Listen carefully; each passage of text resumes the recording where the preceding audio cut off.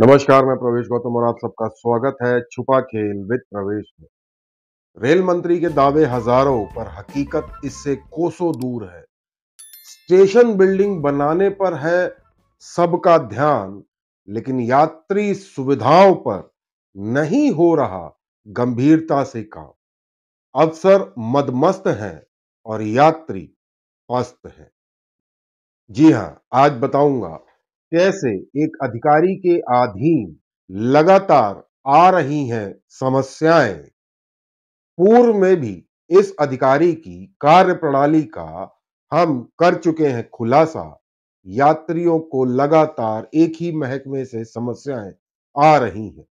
खुलासा करने का नतीजा यह हुआ कि इस अधिकारी ने मेरा नंबर ब्लॉक कर दिया। हालांकि मुझे उसकी चिंता नहीं है, पर बता रहा हूं कि मामला कितना गंभीर है। अब आप समझ जाइए कि इन साहब की कार्यप्रणाली कितनी संदेहास्पद है।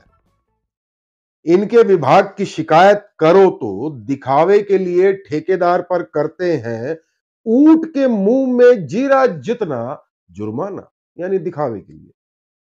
पर न तो ठेकेदार सुधर रहा है और ना ही अधिकारी को कोई फर्क पड़ रहा है। हालात बने हैं जस के तस। बस आप अपनी यात्रा में करते रहिए थोड़ा बहुत एडजस्ट।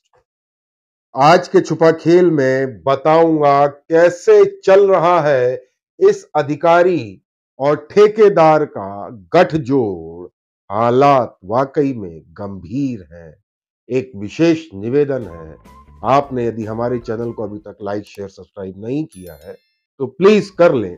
आपके छोटे से प्रयास से हमारा मनोबल बढ़ता है। देखते रहिए छुपा खेल विद प्रवेश।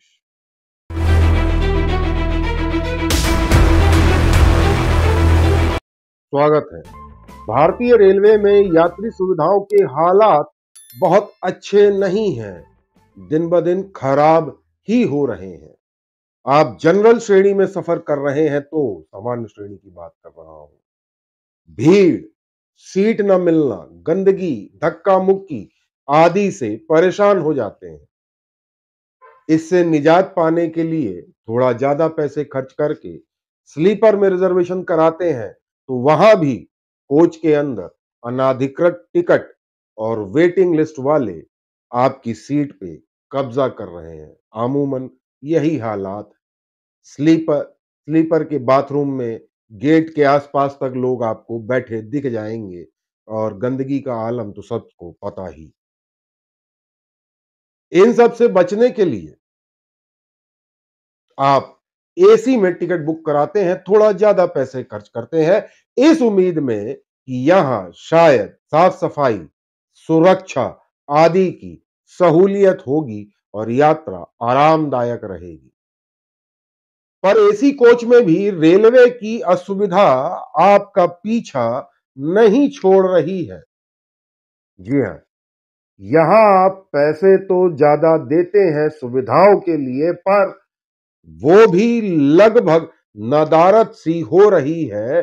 कम से कम भोपाल रेल मंडल में हालात तो वैसे ही बनते नजर आ रहे हैं और भोपाल रेल मंडल की मैकेनिकल शाखा में अधिकारियों की अकर्मण्यता इतनी ज्यादा हो गई है कि ठेकेदार को अब कोई खास फर्क नहीं पड़ता किसी भी कार्रवाई का, क्योंकि बेईमानी और भ्रष्टाचार से ठेकेदार इतना कमा लेता है कि 1000 या 2000 का जुर्माना देने में उसे कोई तकलीफ नहीं होती।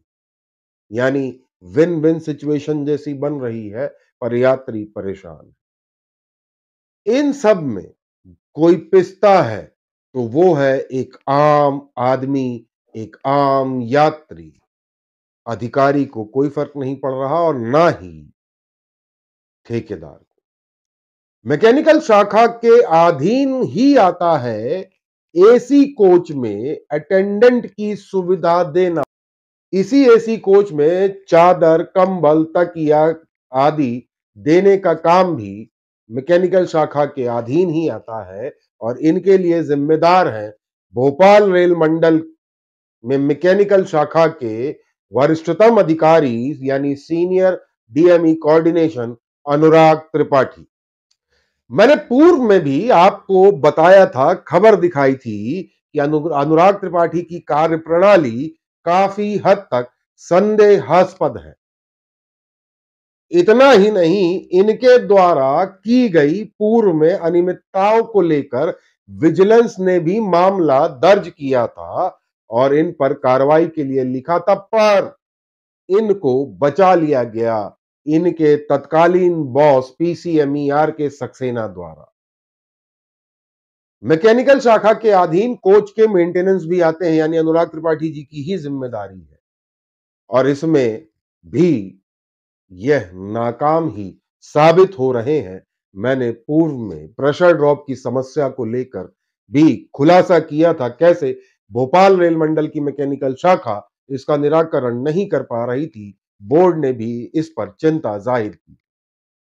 आज बताऊंगा कि मैकेनिकल के अधीन आने वाले, यानी Anurag Tripathi ji senior DME coordination, इनके अधीन आने वाले एसी कोच अटेंडेंट, जी हाँ, ये टेंडर वगैरह यही करते हैं, एसी कोच अटेंडेंट और चादर कंबल आदि की सुविधा की हकीकत आज बताऊंगा आपको। हाल ही में 23 फरवरी को रानी कमलापति स्टेशन पर खड़ी थी रेवांचल एक्सप्रेस रीवा जाने के लिए। उसमें एसी कोच में कार्यरत था एक अटेंडेंट जयेश नाम का। वह था शराब के नशे में और ड्यूटी कर रहा था। उसके मुंह से शराब की बहुत तेज बदबू आ रही थी। शिकायत हुई तो आरपीएफ ने उस अटेंडेंट को, यानी जयेश को, कोच से उतार लिया और फिर आगे की कार्रवाई के लिए अपने साथ ले गए। इस बात की सूचना देने के लिए जब मैकेनिकल शाखा के जिम्मेदार अधिकारी, वरिष्ठतम अधिकारी, senior DME coordination Anurag Tripathi को फोन किया गया, तो उन्होंने एज यूजुअल फोन नहीं लगाया। उनको सच से डर लगता है। मेरा नंबर भी उन्होंने ब्लॉक कर रखा है, अब आप समझ सकते हैं। वहां मौजूद अन्य रेलवे स्टाफ जो उस समय मौजूद था, उन्होंने बताया कि शराब पीकर चलने वाले ऐसे कई अटेंडेंट हैं, एक नहीं है, जिसकी जानकारी संभवतः अनुराग त्रिपाठी जी को भी होगी, पर इनके द्वारा इसे रोकने के लिए कोई ठोस कदम नहीं उठाया गया, ना ही कोई औचक निरीक्षण किया जाता है। शिकायत होने पर 1000-2000 रुपए का जुर्माना। ठेकेदार भी खुश, अधिकारी भी खुश, शिकायतकर्ता भी खुश, पर हालात जस के तस।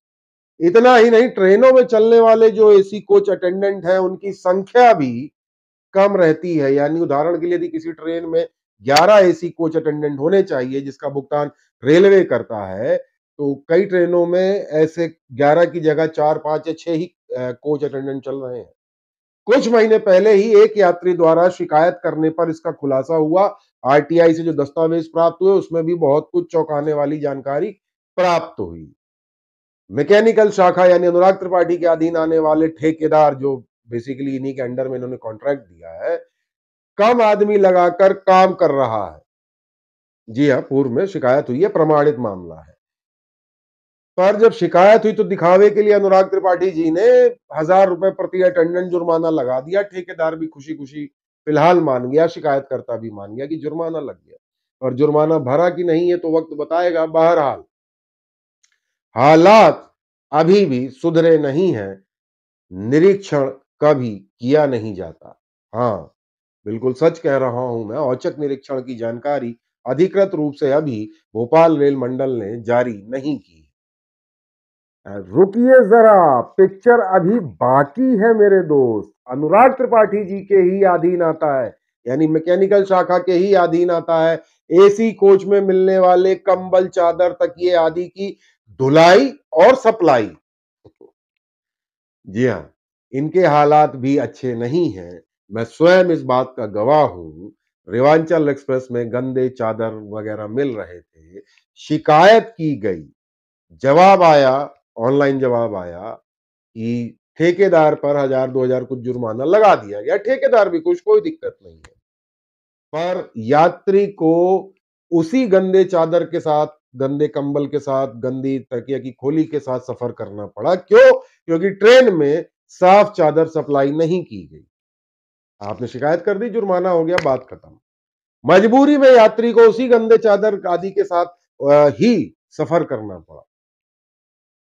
आपको पता है ये जो नेक्सस है, ये जो धुलाई और सप्लाई का खेल है, ये बहुत बड़ा खेल है। बहरहाल, जो मैंने तीनों मामले आपको बताए, शराब के नशे में अटेंडेंट, कम मात्रा में कम आदमियों से अटेंडेंट की कमी, प्लस गंदे चादर कंबल वगैरह, ये तीनों ही मामले प्रमाणित हैं और भोपाल रेल मंडल के हैं।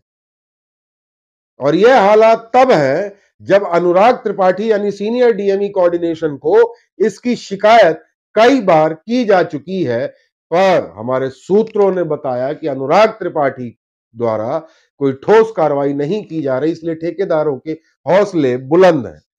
वहीं यह भी चर्चा है कि वर्तमान एजीएम डब्ल्यूसीआर के यानी अतिरिक्त महाप्रबंधक आर के सक्सेना, जो तत्कालीन पीसीएमई थे, अनुराग त्रिपाठी जी के इनसे बहुत खास संबंध है। इस कारण अनुराग त्रिपाठी जी पर या उनकी कई गलतियों पर कोई कार्रवाई नहीं होती, मामला रफा दफा कर दिया जाता है और आम यात्री महंगे दामों में टिकट खरीदने के बावजूद मजबूर होकर यात्रा करता है। हालांकि इसमें गलती यात्रियों की भी है। क्यों? क्योंकि यात्री अपने हक के लिए लड़ना भूल चुके हैं। मैंने स्वयं कई यात्रियों से बात की है।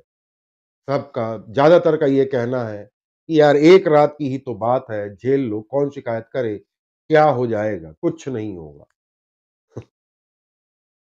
हकीकत में कुछ नहीं होगा, क्योंकि यात्री आम आदमी जागता नहीं है। मीडिया जब खबर दिखाता है तो अनुराग त्रिपाठी जैसे अधिकारी मोबाइल नंबर ब्लॉक कर देते हैं और अपने कर्तव्यों का निर्वहन निष्ठापूर्वक नहीं करते हैं। ठेकेदार को अपने निजी लाभ के लिए भी संभवतः ऐसे अधिकारी शह देते हैं। अगले एपिसोड में बताऊंगा आपको, मैं पूरा गणित समझाऊंगा कैलकुलेशन के साथ कि ठेकेदार की कितनी कमाई होती है इस तरह के टेंडरों में, मैन पावर के टेंडर में, कंबल चादर की धुलाई आदि के उसमें, और जुर्माना लगता है तो वो नुकसान में होता है या फायदे में। आप जानकर चौंक जाएंगे कि ठेकेदार फायदे में ही होता है, कमीशन बांटने के बावजूद। अगले एपिसोड में पूरा कैलकुलेशन बताऊंगा आपको। चैनल को लाइक शेयर सब्सक्राइब कर ले, क्योंकि अगली खबर सिर्फ और सिर्फ सब्सक्राइबर के लिए होगी, जिसमें कैलकुलेशन बताऊंगा मैं आपको। बहुत बहुत धन्यवाद।